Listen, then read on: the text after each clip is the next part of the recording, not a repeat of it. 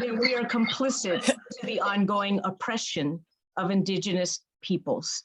So I just wanted to say that first. So the title of our presentation today is Little Known Facts, okay? And in this case, I'm going to start out with the Underground Railroad to Mexico. And with a show of hands, how many of you did not know that the Underground also went to Mexico? Can I see that real quick, please? I'm gonna do that. Okay, then. Well, great. So you will enjoy learning about this. It is thought that there is over 10,000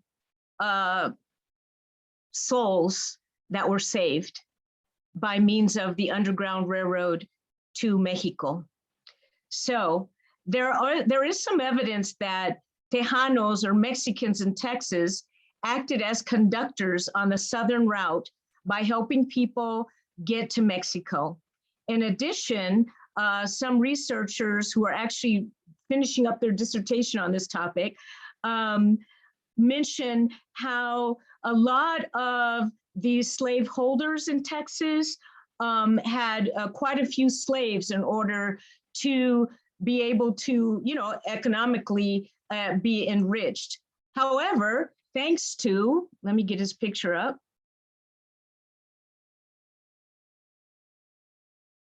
Thanks to Vicente Guerrero, as you see in the picture here, the second president of Mexico, Afro-Mexican, abolished slavery in Mexico in 1829. And as such, that was actually 36 years before slavery was abolished in the United States. So many of the fugitive enslaved individuals then would go toward Mexico. And think about it. When you think about the Southwest, you think about Texas and New Mexico and other states like Alabama, right? It would be much easier for them. And here's a beautiful painting of that depicts enslaved individuals who actually rode down to Mexico by horse, or some even walked. So fugitives and enslaved people got to Mexico in many different ways. Some went on foot, while others rode on horses or ferries. There's quite a few stories about how these individuals made it into Mexico. The other thing I wanted to highlight is because slavery was abolished in 1829, many people of African descent, when they would go there, they did not feel the discrimination that they felt in what was the US at the time. And also they were able to marry freely, have their own businesses, and some of them actually even became very wealthy. And because we started a few minutes late, I just want to add two examples, and then I'll introduce Sanai, and then afterwards, Yosef. Okay, so here's some excerpts of some of the enslaved individuals, formerly enslaved, I should say, that were interviewed in the late 30s. So this individual named Sally Rowe says, each man was driven on ox wagon down to Brownsville, where the day was to wait and meet Massa Burdett. But Pappy and the others left on the wagon, long toward the riverbank. And they rode by a bell in a river, and all four got in the bell and they rode down and they crossed over into Mexico. And many of them were able to get jobs, and they learned how to speak Spanish. So that was one example. And then one last one is this, hold on, sorry. I think one of the most interesting, William Ellis William Ellis was born into slavery, but this didn't stop him from achieving financial success as a millionaire in Mexico. Ellis was not the only of several haciendas and mines in Mexico, the owner of several haciendas and mines. He was a Wall Street banker as well. Stories abound about individuals living a better life in Mexico than they had in the United States. In the 1880s, Ellis moved to San Antonio, then the center of commercial trade with Mexico, and found a job facilitating these exchanges. It is also said that while he was in Mexico, he changed his name to Guillermo Eliseo and spoke Spanish fluently. So anyway, I had more examples, but due to time, I'll go ahead and just stop there and ask that Sinai come on. So Sinai Eaton Martinez, a freshman at VCU, and poli-sci major. She's gonna share two little known facts that I think you guys will find quite interesting as well.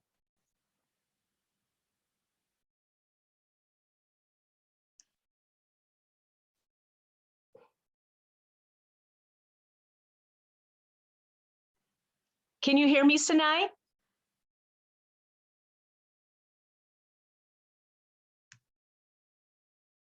I'm sorry, can you guys hear me? Yes. Okay. Hi everyone, I'm Sinai, like she said, and I'm gonna share two facts on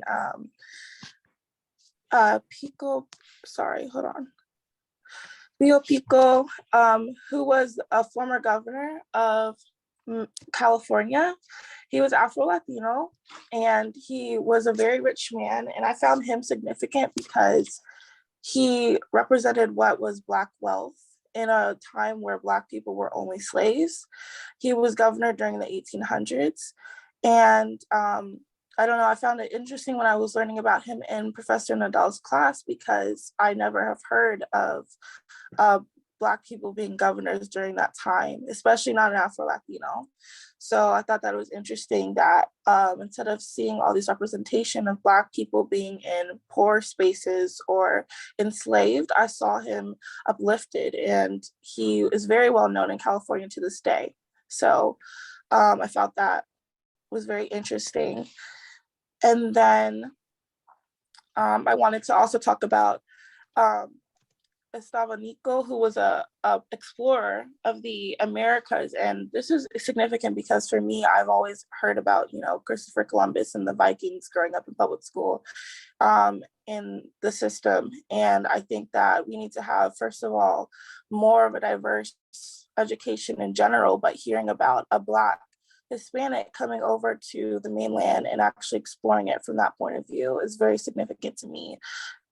Just because of so much of the American culture that surrounds Columbus and Columbus Day, but we're hearing from a minority.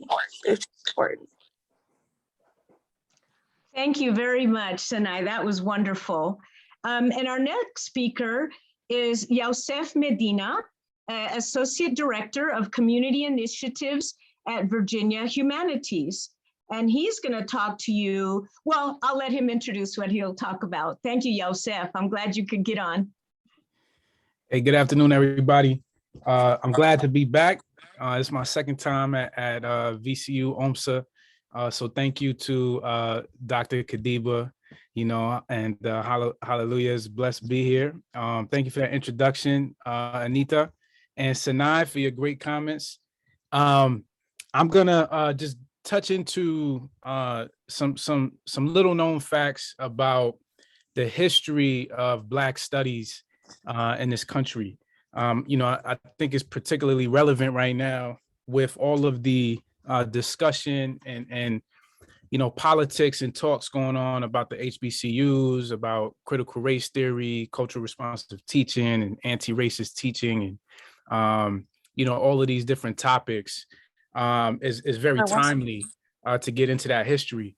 But before I get into the presentation, because I don't want to just be talking to you all, Anita gave me a fair amount of time. I think I'm gonna be with y'all for about maybe 20 minutes now because we started a little late. But I wanted to get a little participation going. So you all could do the raise hand feature or type into the chat. But how many, just to know, how many people here are currently studying Black Studies, whether it be a minor, a major, or just taking a class? How many folks here are into Black Studies? And then I could say maybe the humanities more generally. Okay. So not too much, not too much. So maybe some people are here. Some people were persuaded to be here. But for those that are interested, it's good to know the history behind these things, because you're in a critical time. You're studying your undergrad, and it's good to know the history of how these things came to be, so that you could be more informed in terms of your journey and process. So right now, I'll just start it. Let me see if I can share my screen here. Can everybody see my screen? Okay, excellent. Okay, yeah, so little known facts, the rise of Black Studies. Okay, and we'll start here with a quote from the beloved Carter G. Woodson, who everyone here should know. He's actually the founder of Negro History Week, which became Black History Month, and is also a pillar, of Black studies and education, in this country. But he says, if a race has no history, if it has no worthwhile tradition, it becomes a negligible factor in the thought of the world, and it stands in danger of being exterminated. The Jews have this saying, never again, right? And to never forget. That's something that we need to take a close consideration on, because we can see right now that the politics of the day, certain things that are taking place throughout the country would have it, certain powers that be would rather that this history not be looked into, in a serious lens, and kind of just share another perspective or another side of the story, one that's a little bit more comfortable or easy to digest. But we need to look at history accurately, and that's really the sentiment that started or was the impetus for Black Studies programs, because up until they began, HBCU schools, historically Black colleges and universities, many of them weren't even teaching Black history. A lot of them were more so engaged in vocational teaching, agriculture, tech, so that they could get the idea at that time was to get Black folks into the workforce, so that they could be competitive, and learn a trade, learn skills to be able to be competitive in the job market at that time. But the trend was moving toward more of a knowledge-based economy, and that's all of these things kind of converge on one point during the civil rights struggle, which is where Black Studies actually began. So I just wanted to start off here with another quote and read. It says the origins of African American studies are shrouded, right, in a hazy collective memory. A lot of times we remember, or what is told is that angry, militant students got together and took over college campuses and forced these Black Studies programs on everybody.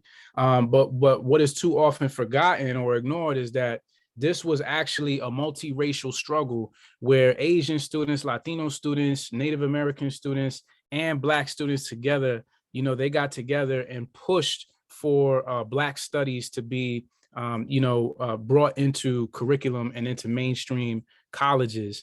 It was really viewed as that being kind of like the entry point into getting more, studies and curriculum and programs around gender and ethnic studies.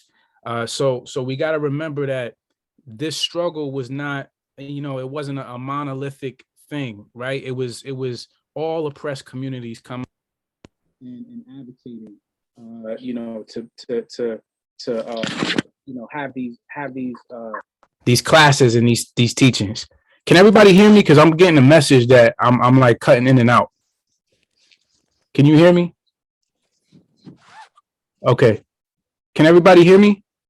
I can't see anyone. Yes, we can hear Okay. you. Okay, good. Sorry. So again, moving forward, the first Black Studies program, and I guess let me go back. Does anybody know? Anybody want to jump in? Does anybody know where the first Black Studies program started and when? You could just unmute. I'm sorry because I can't see anybody's screen. I'm on share screen, so. I believe it was San Francisco State. I don't remember the year. Okay, that's right. I know it was a school in California. That's right, brother. Yeah, that's good. Yeah, San Francisco State, and it was actually 1968. They were the first program that started, and really, it was kind of like they were the first program that started, but then there was this ricochet effect that it just spread out, very quickly within a year. There were a lot of different programs that were springing up throughout the country. It's also important to note that 2 years before this program started, the Black Panther Party was established in nearby Oakland, right? We know San Francisco and Oakland are adjacent cities. So that movement was brewing very strong at that time. So as I said, and by 1971, roughly 1,000 Black Studies programs were started in high schools and universities throughout the country. So only in a matter of 2 to 3 years did it spring up, and now we have more than 450 colleges with undergraduate and graduate Black Studies programs throughout the country. And again, it changed the landscape of humanities research, and we'll get into that in a little bit later. But it really transformed how we understand humanities. It went from being this kind of traditional, very classical way of viewing things. You had the traditional disciplines like philosophy, the classics, languages, fine arts, and these types of things. And then once Black Studies was inserted, it really took this anthropological studies to a whole new realm. So now we start seeing ethnic studies, we start seeing gender studies, women's studies, studies on sexuality, religion. All of these things start to take form and really develop in a new way moving forward after 1968. And this is really important, because like I said, a lot of times people misunderstand that Black Studies was an entry point. It wasn't supposed to be the end all be all, right? It was a joint effort to really centralize Black voices, but also to propel other oppressed people's causes forward. And particularly, we see the Black and Latino students working together. On the West Coast, it was more so Black and Chicano studies or Mexican studies. And then as we move eastward, it tends to be a Black and Puerto Rican studies at its foundation, which would later broaden into Latino studies as well. So again, as we move forward, we acknowledge it was started in San Francisco State in 1968, but relatively short after, about 6 months later, we start to see the same sentiment, taking effect in New York. And let's be clear, this was pervasive throughout the country. I'm just highlighting certain areas. We don't have enough time to get into every single aspect of, the Black Studies history and what have you. But just really kind of covering the two major coasts and the shifts, right? Because what was started in the West Coast at San Francisco State was pivotal. And then what wound up being developed on the East Coast here in New York and throughout was also pivotal to the humanities, but also to Black Studies curriculum throughout the country. So to get into that, Hunter College and beyond, we see the City University of New York system, which is made up of, I think, 20-something colleges, community colleges, as well as four-year colleges. We start to see that same sentiment take effect. And so you had the Toussaint Louverture Society and La Sociedad Eugenio María de Hostos, demanded Black and Puerto Rican studies curriculum, faculty, and staff. So not only were they looking to have a Black studies curriculum, right, and courses that they could take, but they wanted the staff and the faculty to be reflective of the student body. And that was really revolutionary at the time as well, because most of these departments were headed by, white males. And so they were looking for a total overhaul of that system. And if you see the names of the two student societies, the Tucson Louverture and the Eugenio Maria de Hostos, you can see that revolutionary engine in them, right? Because they're acknowledging, Tucson Louverture, right, which was the Black society, who was responsible for liberating Haiti, right, which is the first free Black republic in the world, and Eugenio Maria de Hostos, who was a Puerto Rican educator that really, he's called one of the fathers of education in Latin America, because he helped to establish normal schools and also undergraduate education throughout Latin America, beginning in Puerto Rico, but then moving to Dominican Republic, Argentina. He traveled all throughout.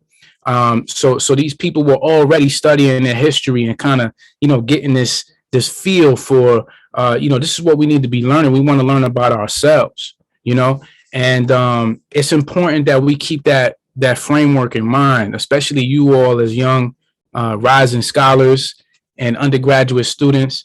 It's important to really know your why, and if you're figuring out who you are in this time and you want to take some of these courses and what have you, that's great, but also understand that it's important to center, your ethnic perspective and who you are, what you represent, so that you can, really take advantage of the resources at hand. You don't want to just do it. I know a lot of times, like in high school, you might just go through class or just take a test just to take it. But the difference between that and being in college is that you actually have the resources at your fingertips to be able to really go into different, history. You can take that time and really learn about who you are and the history of your people.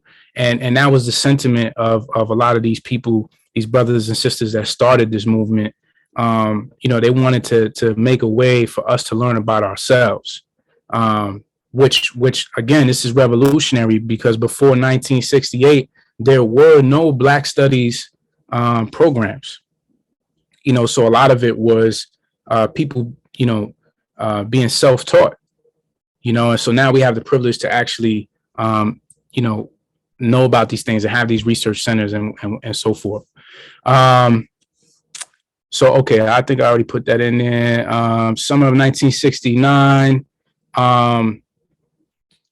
the CUNY board passed legislation to create the Department of Black and Puerto Rican Studies, which later became Africana and Puerto Rican / Latino Studies.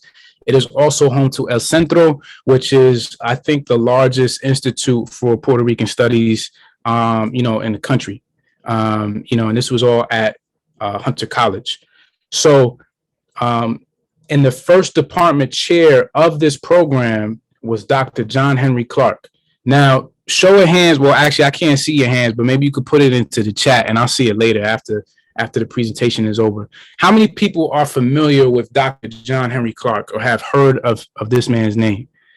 Because we want to talk a little bit about the lesser known pillars in Black history, right? We often hear about the Carter G. Woodsons, W.E.B. Du Bois, Booker T. Washington, and others. But sometimes we don't hear so much about Dr. John Henry Clark and some other people that I'm going to get into.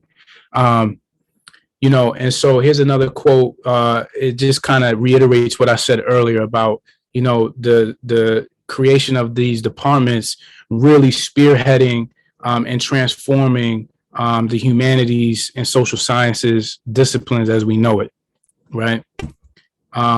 So I got a clip here from Dr. John Henry Clark that I wanted to play. It's a few minutes long, and I hope everybody enjoys it. Mind you, this man was self-educated, okay? He was a scholar of the people, and this is really when we start to see community engaged scholarship, which is something that is, gaining some prominence now.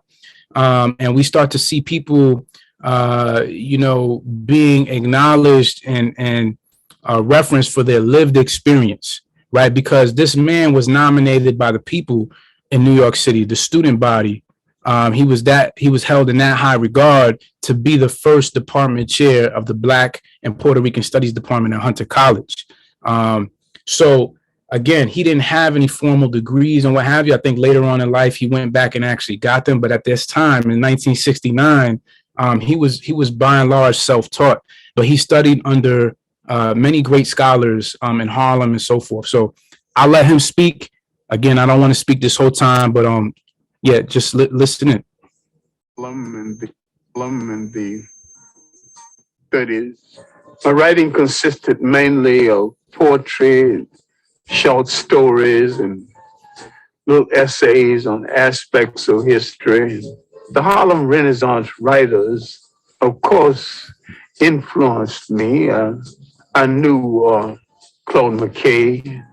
I knew Langston Hughes. I knew Richard Wright before he had published Native Son. I knew Wallace Thurman, Nellie Lawson, Jesse Fawcett. I found a Pan-Africanist consciousness in a Langston Hughes and to some degree in a Claude McKay. But the rest of them were rather parochial. Finally, I got to meet Arthur Schomburg. Arthur Schomburg, mentor to 2 generations of African-American scholars. The legacy of this Puerto Rican-born historian is the world's definitive institution of its kind, Harlem's Schomburg Center for Research in Black Culture. I went down the 135th Street Library. He was on the 3rd floor. And I asked, very humbly, asked the librarian, do you know anybody who will give me a letter to see Arthur Schomburg? And she said very sharply, impatiently, because she was short of help, you just have to walk up 3 flights. I walked up 3 flights, and there Arthur Schomburg was holding down the desk, being 18 and rash. I wanted to know the history of African people of the world, henceforth, right now, within the hour, his lunch hour, all of it. He said, sit down, son. What you're calling African history and Negro history are the missing pages of world history. Then he said, son, go study the history of your masters. Go study the history of the people who enslaved you and find out why they found it a necessity to remove an entire people from the respectful commentary of the history of the world. But my earliest impressions of them was a people in power who intended to stay in power. And I began to wonder why they had so much and other people had so little, and why everybody I knew worked harder than they. Who made this arrangement? I studied European history and world history. Now, when I went back to Schomburg with some knowledge of background of European history, now he began to show me how to study African history. Arthur Schomburg taught me the interrelationship of African history to world history. Willis and Huggins of the Old Harlem History Club taught me the political meaning of history. And from the lectures of William Leo Hansberry of Howard University, I learned the philosophical meaning of history. The most valuable lesson I would learn is that when you address a people by their right name, that name must relate to land, history, and culture. All people go back to the geography of their original origin and identify themselves, no matter where they live on the face of the earth. We have overused the word Black. because black tells you how you look, but it don't tell you who you are. You can call an Italian white. That don't tell you anything about him. We are the only people who seem to have lost that all essential trait of geographical and historical reference. Okay, everybody was able to see that, right? All right. So I got one last little clip for you all, and this goes into a little bit of Schomburg from people that actually, were with him. As Dr. Henry Clark mentioned, he was mentored by him. But I wanted you all to see this real quick as well. Do we got time for that, Anita? Yeah. Is it like 1 minute? Yeah, I can play it short. Yeah, just play 1 minute. Yeah. Okay. Because we want Sinai to get her poem in.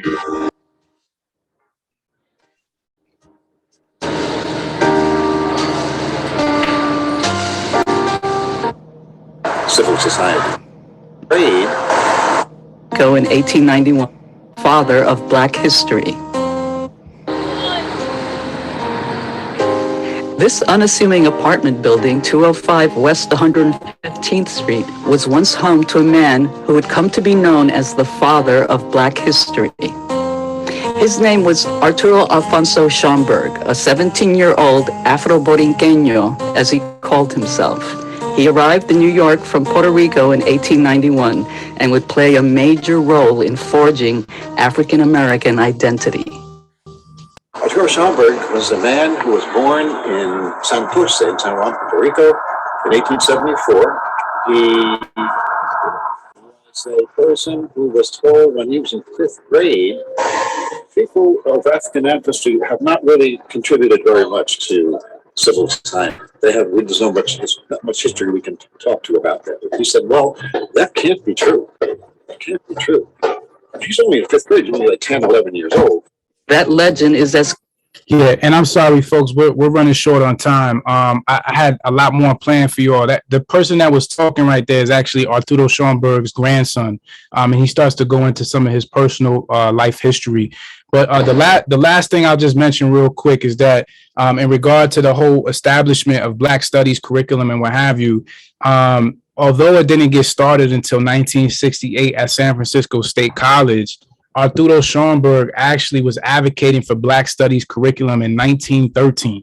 And he actually made an address to several colleges and universities at that time. So he was over 50-something years ahead of his time with that. And just there's just so many different contributions and paths that cross between these different people. But again, we're short on time, so I'm going to stop here and turn it back to Anita. Okay, thank you very, very much for that awesome presentation. I feel inspired. I have goosebumps. So thank you so much, Yosef. Okay, so Sinai has to go to another class. And so she wanted to share her poem. We want her voice to be heard as an Afro-Boricua. So Sinai, can you come on? Yes, I can. Can you guys hear me? Yes. Okay. I wrote this poem called And it's about being Afro-Latina. I wrote this last summer, and I've performed it a few times, so I'm excited to perform it for you guys. Afro-Latina. No, it's not a made-up word. It's not a slang. I am living proof, and no, I'm not trying to steal anything. I'm speaking truth. Yo soy ella. Afro is primera because she came first. She was worn proudly on the heads of the Tainos whose skin was rich brown like the earth. Afro is for the one they called Adam, the one formed from dirt. Afro is what was on the slaves brought from the Caribbean who were already broken, already hurt. Afro meant I was a nigger, and a nigger only. Afro meant I couldn't speak Spanish because it was reserved for real Hispanics only. Their language was pure and holy, and I guess I'm not either. Afro meant I wasn't the shade of brown they were looking for, or as the better word, expected. Afro means I have to work twice as hard to earn the name Latina and to be plain respected. Afro means I'm a bold-faced liar. It also means when I check Hispanic for the job, I'm not the one they hire. Oh, I meant real Hispanics, they say, because Afro negates the realness of being Latina. Afro is a feature apparently Latinas aren't supposed to have. Yo soy Latina. Latina is the one who bounded those slaves who were hurt, or worse, Latina is the one who already discovered dirt. Latina can be cast in their movies to satisfy their cultural aspects because that's their shade of brown. With pale skin and hips round, with dark straight hair that reaches the ground, Latina is expected to speak Spanish. She can cook the colorful food when everyone is famished. Latina can hang with Afro, but she can't be Afro. Latina can benefit from looking white, but she can't be white. Latina holds power all on her own. Don't mess with me, she says. The Latina runs deep into these bones, and it does run deep in my bones. I have two stories that travel back to Africa into pain. I have two stories that endures the pain and gives the pain. This brown skin is spicy and sweet. These legs can move and these hips can sway to any conga beat. I am Afro and Latina. Afro and is who I am, is what I choose. Both sides striving together within me. I have absolutely nothing to prove. So don't try to step back like I've lost my mind, especially when I try and take the time to tell you Afro and Latina, they are both mine. Thank you. Thank you, Sanae. Very inspiring. Okay, so we have about 7 minutes left. And as I said, Sanae has to go to class. So if you have any, this is the time for Q&A. If any of you would like to ask her any questions before she goes on to her class, please direct it to her first. We want to, give her time to be able to interact with you before she has to go.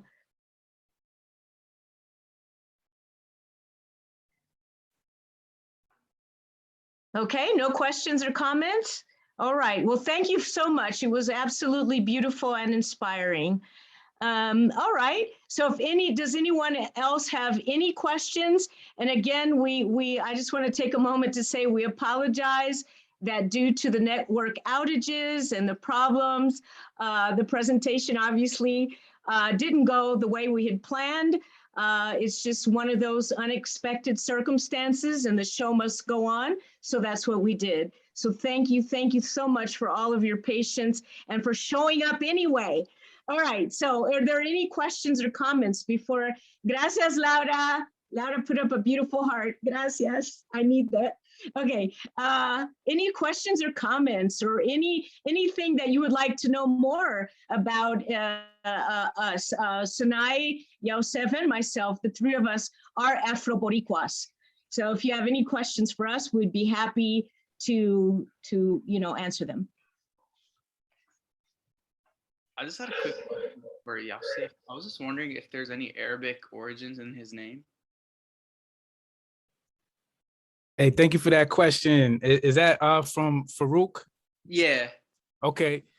No, well, actually, I'm actually Hebrew. So I have Sephardic Hebrew ancestry. So I am Puerto Rican, but I have Sephardic Jewish heritage. So Yahusef Medina is a Hebrew of Hebrew origin.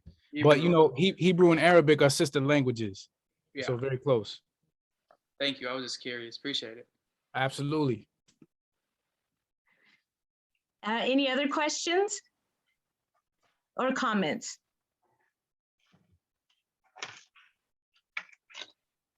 All right, then. Well, thank you so much for being here today. And again, we are very, very, very grateful the fact that you made it through regardless of the outages. Okay, so have a good day. Pa'lante, pa'lante, pa'lante. Thank you. Adios, gracias. Thank you. Thank you.